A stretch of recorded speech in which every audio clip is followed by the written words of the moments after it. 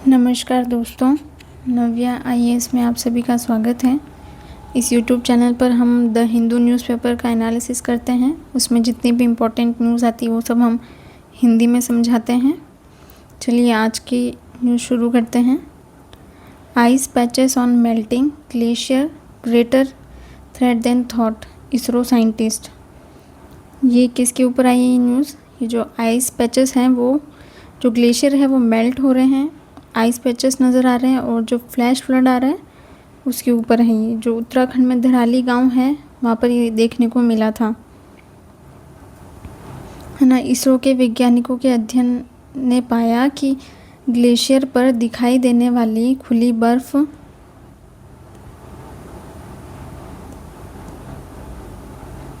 के पैचेस भविष्य में आने वाली फ्लैश फ्लड का संकेत हो सकती। फ्लैश फ्लड क्या होता है? जो अचानक से पानी आता है ना एकदम से, उसको फ्लैश फ्लड बोलते हैं। ठीक है, भविष्य में आने वाली फ्लैश फ्लड का संकेत हो सकते हैं। 5 अगस्त 2025 को उत्तराखंड के धराली गांव में आई जो फ्लैश फ्लड थी का मुख्य कारण श्रीकांत ग्लेशियर पर मौजूद एक आइस पैच का टूटना था। आइस पैचेस क्या होते हैं? जो ग्लेशियर होते हैं उनके ऊपर बर्फ़ की मोटी परत होती है। फिर जब तापमान बढ़ता है तो वो परत जो है पिघलने लगती है ना। वो परत जब पिघलने लगती है तो वो पतली हो जाती है ना। उसके नीचे जो मोटी बर्फ़ होती है, ऊपर की परत पतली हो जाती है और तब नीचे के जो कठोर बर्फ़ है वो कुछ जगहों पर खुलकर दिखाई देने लगती है और इन्हीं खुले हुए हिस्सों को आइस पैचेस कहते हैं। यह क्षेत्र भागीरथी नदी के ऊपरी बेसिन में स्थित है ना। ये बताया गया इसके बारे में कहाँ स्थित है।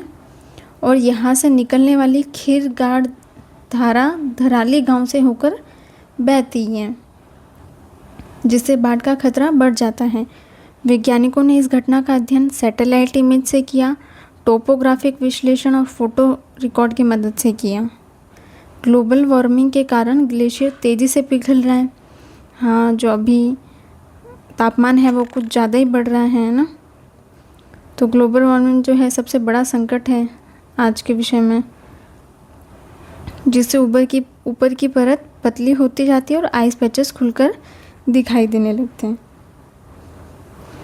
जब बर्फ़ की सुरक्षात्मक परत पतली हो जाती है तो नीचे की बर्फ़ जो है वो अस्थिर हो जाती है और आसानी से टूटने लगती है। ये होता कैसे है, ये प्रोसेस है समझाया इसमें।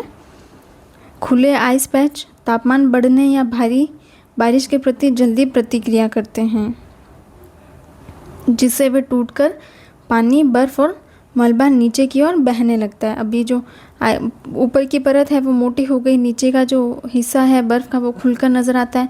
अभी थोड़ा सा भी और तापमान इंक्रीज़ होगा तो ये जल्दी से टूट के बिखरने लगता है, पानी के रूप में बहने लगता है ना। मलबा नीचे की ओर बहा सकते हैं और फ्लैश फ्लड जो है पैदा होती है इससे।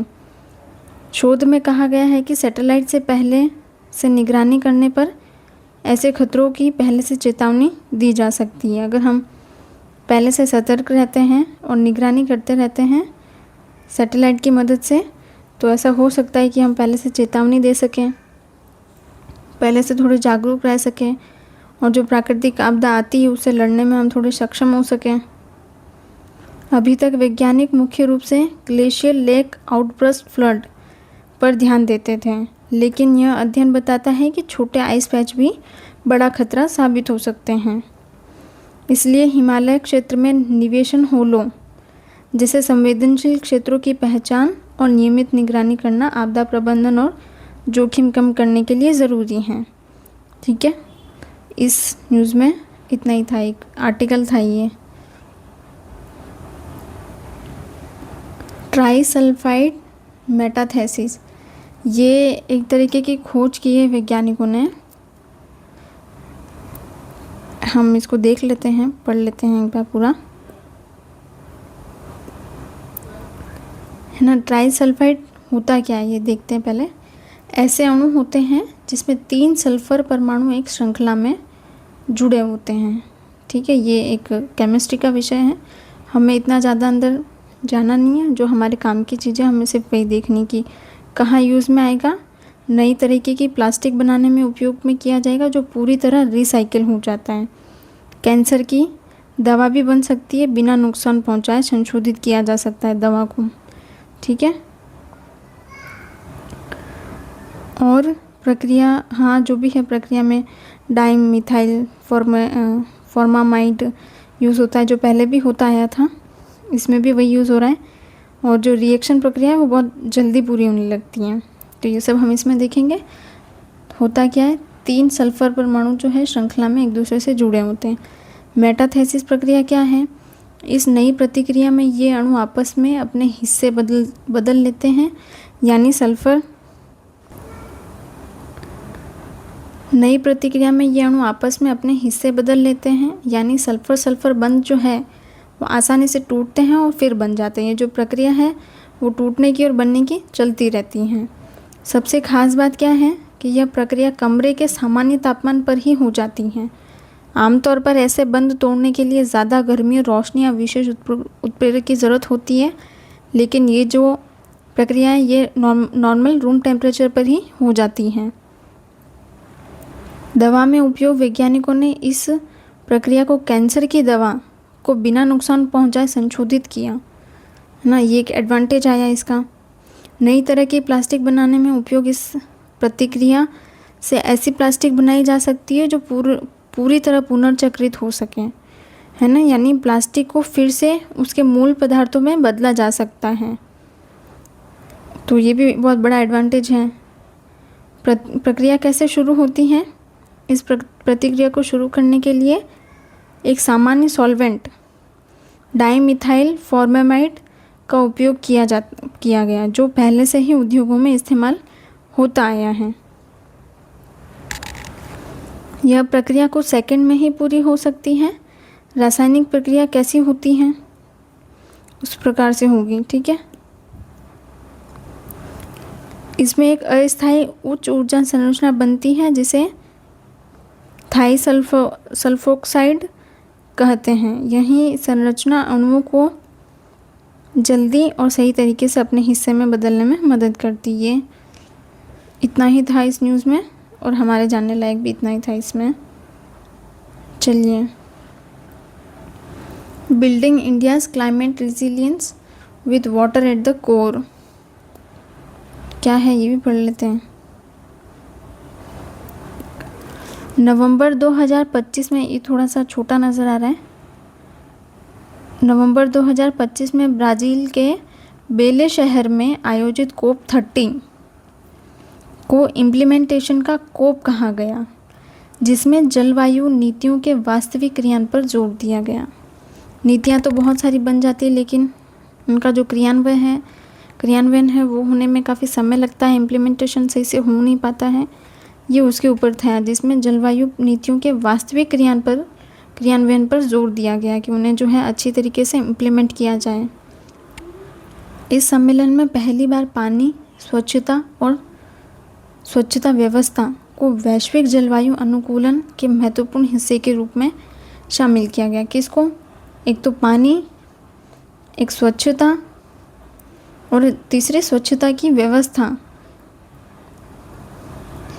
ठीक है। इन तीनों को क्या किया गया? वैश्विक जलवायु अनुकूलन, क्लाइमेट अडेप्टेशन के महत्वपूर्ण हिस्से के रूप में शामिल किया गया। जलवायु परिवर्तन का सबसे बड़ा प्रभाव पानी से जुड़ी समस्याओं के रूप में ही दिखाई देता है। कैसे? कि जैसे बाढ़, सूखा, ग्लेशियर पिघलना, समुद्री जल का भूजल में प्रवेश और अनियमित मानसून। ये जितने भी हम जलवायु परिवर्तन, क्लाइमेट चेंजेस देख रहे हैं, वो सब जो है अधिकतर पानी से जुड़ी हुई समस्याओं से ही है। बाढ़ का आना, सूखा पड़ जाना, ग्लेशियर का मेल्ट होना, समुद्री जल का भूजल में प्रवेश और अनियमित मानसून, है ना। ये सब जो है अधिकतर जो समस्याएं हैं वो पानी से जुड़ी हुई ही है। कृषि क्षेत्र जलवायु परिवर्तन से जुड़ा बड़ा कारक है, क्योंकि खेती के लगभग 40% मीथेन गैस उत्सर्जन होता है खेती से, है ना। खासकर धान की जो खेती है, धान की खेती और पशुपालन से 40% क्या होता है, मीथेन का उत्सर्जन होता है। इसलिए अब जल उपयोग की दक्षता, अपशिष्ट जल पुनः उपयोग, भूजल रिचार्ज, जलवायु सुरक्षित स्वच्छता प्रणाली को जलवायु रणनीति का हिस्सा बनाया जा रहा है। ठीक है, जल के जो उपयोग की दक्षता है ना, वाटर कितना प्योर होना चाहिए, जो वेस्ट वाटर है अपशिष्ट जल का पुनः उपयोग कैसे हो उसका, भूजल को रिचार्ज करना, जलवायु को सुरक्षित स्वच्छता प्रणाली को अपनाना, ये सब जलवायु रणनीति का एक हिस्सा बनाया गया। 59 बेले अनुकूलन संकेत जल और स्वच्छता प्रणालियों को जलवायु सुरक्षित बनाने, बाढ़ सूखा जोखिम प्रबंधन को मजबूत करने पर जोर देता है। ये जो नियम है 59 वाला, वो ये बताता है कि जल और स्वच्छता प्रणालियों को जलवायु सुरक्षित बनाना और बाढ़ और सूखा जोखिम प्रबंधन को और मजबूत करने पर जोर देता है, ये वाला रूल 59 वाला इस सम्मेलन का। भारत ने जल प्रबंधन को मजबूत करने के लिए मिनिस्ट्री ऑफ जल शक्ति की स्थापना 2019 में की, जिससे जल संसाधनों का एकीकृत प्रबंधन संभव हुआ, है ना। भारत में भी ये प्रयास किया गया, मिनिस्ट्री ऑफ जल शक्ति की स्थापना की गई थी 2019 में, जिससे क्या हो, जल संसाधनों का प्रबंधन जो है वो संभव हो, एकीकृत प्रबंधन संभव हो। भारत का वाटर विजन 2047 जल संसाधनों के सतत न्याय संगत और जलवायु अनुकूलन उपयोग पर केंद्रित है। ये जो हमारा विजन है, जो लक्ष्य है वाटर विजन 2047, वो एक्चुअली वाटर के ऊपर ही है पूरा, कि जल संसाधनों का सतत न्याय संगत और जलवायु अनुकूल उपयोग होना चाहिए। ये हमारा गोल है 2047 तक। भूजल प्रबंधन के लिए national aquifer mapping and management programme के तहत अब केवल मैपिंग ही नहीं बल्कि भूजल प्रबंधन योजनाएं भी लागू की जा रही हैं। नदी पुनर्जीवन के लिए national mission for clean Ganga के तहत स्वच्छता, जैव विविधता संरक्षण और डिजिटल मॉनिटरिंग को बढ़ावा दिया जा रहा है। ये जो मिशन है ना, 2 national aquifer mapping and management programme के तहत भूजल प्रबंधन योजनाएं लागू की जा रही है, और national mission for clean Ganga के तहत स्वच्छता, जैव विविधता संरक्षण और डिजिटल मॉनिटरिंग को बढ़ावा दिया जा रहा है। ये 2 मिशन याद रखने हैं हमें। भारत के सामने 3 प्रमुख चुनौतियां हैं। पानी की कमी है, एक तो हमारे यहाँ जलवायु अनुकूलन के लिए पर्याप्त वित्त की भी कमी है ना, इनो फंड्स ही नहीं है हमारे पास। जल मौसम डेटा का डिजिटल एकीकरण, और इन चुनौतियों को दूर करके भारत ग्लोबल साउथ के लिए एक उदाहरण बन सकता है। हम अगर समय रहते इन चुनौतियों पर काम करें और इन्हें दूर करने की कोशिश करें, इन समस्याओं को। ठीक है, इस न्यूज़ में भी इतना ही था, इस आर्टिकल में भी। हाँ, ये आर्टिकल देख लेते हैं। Why is the US investigating India. US ने अभी हाल फिलहाल कुछ भारत समेत 16 देशों पर टैरिफ लगाया था 150 दिनों के लिए। 10% टैरिफ जो है इंक्रीज़ किया था। तो वहाँ की जो सुप्रीम कोर्ट थी उसने उसे अवैध ठहरा दिया था 20 फरवरी को।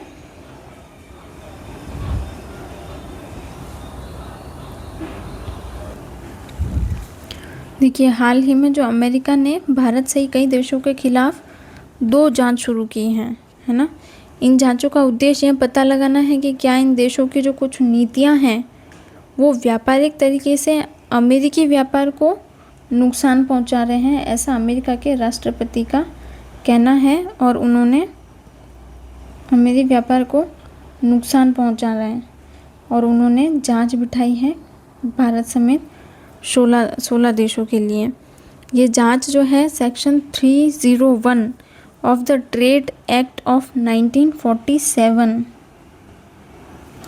है ना, बहुत बारीक है, के तहत शुरू की गई, जिसके आधार पर अमेरिका दूसरे देशों के खिलाफ टैरिफ जो आयात शुल्क है वो लगा सकता है। अब मौजूदा नीति क्या है वहाँ पे? डोनाल्ड ट्रंप ने क्या किया, वहाँ की जो नीति है ना, international emergency economic power act IEEPA के तहत कई देशों पर टैरिफ लगाया, है ना, पारस्परिक टैरिफ लगाए थे। वहाँ की जो सुप्रीम कोर्ट है उसने 20 फरवरी को उस फैसले को अवैध ठहराया, लेकिन इसके बाद भी ट्रंप ने ट्रेड एक्ट ऑफ 1974 की सेक्शन 122 के तहत सभी देशों से आयात पर 10% टैरिफ लगाया। कितने? 150 दिनों के लिए। पहली जांच किस बारे में होगी? 11 मार्च को office of the United state trade representative USTR ने भारत सहित 16 देशों के खिलाफ जांच शुरू की, और जांच में ये देखा गया कि वो ये देखेंगे कि क्या ये देश अधिक उत्पादन क्षमता का उपयोग करके अमेरिका को बड़े पैमाने पर निर्यात तो नहीं कर रहे हैं अपना सामान, जिससे अमेरिकी जो उद्योग है उनको नुकसान हो रहा है ना, ये देखेंगे पहली जांच में। तो वो अमेरिका के अनुसार क्या है, 2025 में भारत का अमेरिका के साथ 58 अरब डॉलर का व्यापार अधिशेष था, ट्रेड सरप्लस था, है ना, भारत को फ़ायदा था उससे। और भारत की मजबूत निर्यात क्षेत्र कौन सी? टेक्सटाइल है, स्वास्थ्य उपकरण, निर्माण सामग्री और ऑटोमोबाइल जो है हम उनको भेजते हैं, निर्यात करते हैं। अब अमेरिका का आरोप है कि भारत में कुछ क्षेत्रों में ज़रूरत से ज़्यादा उत्पादन क्षमता है, जैसे सोलर मॉड्यूल उद्योग, पेट्रोकेमिकल और स्टील में इंडिया जो है ज़रूरत से ज़्यादा उत्पादन कर रहा है। और दूसरी जांच किस बारे में है कि 12 मार्च को अमेरिका ने 60 देशों के खिलाफ दूसरी जांच शुरू की, जिसमें भारत भी शामिल है। और इस जांच में यह देखा जाएगा कि क्या इन देशों ने जबरन श्रम से बने उत्पादों के आयात को रोकने के लिए पर्याप्त कदम उठाए हैं या नहीं। अमेरिका का क्या कहना है कि अगर इन देशों से मजबूरी से उत्पाद बनते हैं, मतलब हम लेबर को फोर्स करके मैन्युफैक्चर कर रहे हैं, चीज़ों को उत्पाद बना रहे हैं, तो इससे अमेरिकी मजदूरों और उद्योगों पर नकारात्मक प्रभाव पड़ सकता है, ये उनका कहना है। भारत सरकार की क्या प्रतिक्रिया कि कोई आपराधिक सार्वजनिक बयान अभी तक आया नहीं है। भारतीय उद्योगों की प्रतिक्रिया क्या है कि पहले ही कई क्षेत्रों पर भारी टैरिफ लगे हुए हैं, जैसे steel, aluminium, automobile, auto parts, उन पर जो है अमेरिका पहले से 50% टैरिफ लगा चुका है। और टेक्सटाइल उद्योग का कहना है कि इससे पहले ही पश्चिम एशिया के संकट और अनिश्चित व्यापार नीति के कारण सेक्टर जो है टेक्सटाइल वो दबाव महसूस करता है। हालांकि कुछ विशेषज्ञों का कहना है कि आपको घबराने की ज़रूरत नहीं है, क्योंकि ये जांच लंबी प्रक्रिया होती है, इसका जो असर है वो हमें तुरंत देखने को नहीं मिलेगा। ठीक है, इस न्यूज़ में चलिए अगली देख लेते हैं। Why is Rajasthan property bill drawing scrutiny जो भी है देख लेते हैं हम इसको भी एक बार, है ना। 6 मार्च को राजस्थान लेजिस्लेटिव असेंबली ने Rajasthan prohibition of transfer of immovable property in disturbed area bill को वॉइस वोट से पास किया।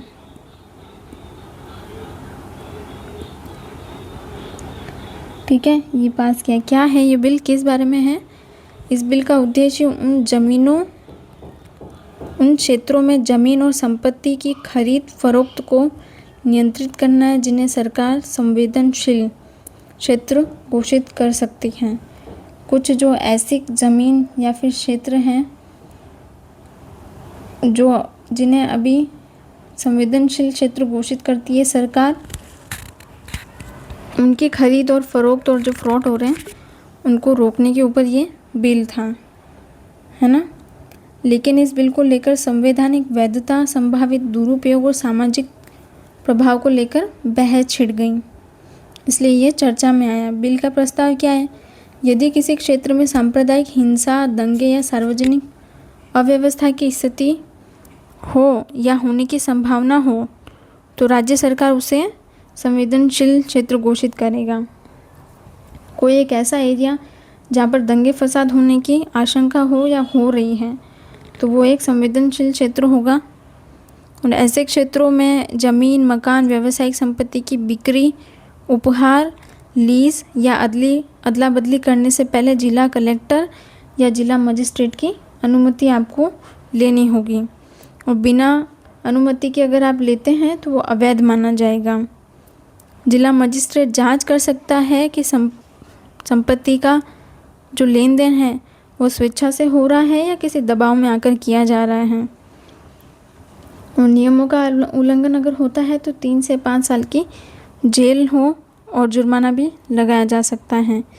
बिल में क्या बताया कि किराएदारों को जबरन बेदखल करने से बचाने का भी प्रावधान इस बिल में लाया गया है। कुछ गुजरात का भी मॉडल है ऐसा ही, उससे भी तुलना किया गया है। कुछ संवैधानिक मुद्दे भी उठते हैं इससे। यदि यह कानून किसी विशेष समुदाय या क्षेत्र को अधिक प्रभावित करता है तो इसे भेदभावपूर्ण या मनमाना माना जा सकता है।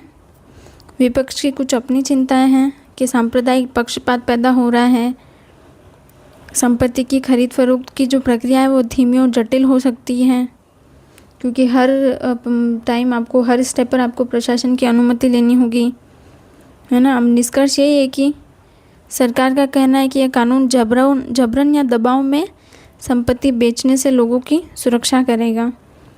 लेकिन कुछ आलोचकों का कहना है कि प्रशासनिक जो हस्तक्षेप है वो बढ़ रहा है। कुछ क्षेत्रों को मनमाने ढंग से डिस्टर्ब घोषित किया जा सकता है और इससे सांप्रदायिक विभाजन भी बढ़ सकता है। इसी कारण यह बिल अभी राजनीतिक और कानूनी बहस का हिस्सा बना हुआ है। इस वजह से ये न्यूज़ में आया हुआ है। ठीक है, आज की न्यूज़ में इतना ही। धन्यवाद साथियों। इसका PDF जो है आपको नीचे टेलीग्राम चैनल के लिंक पर मिल जाएगा। धन्यवाद।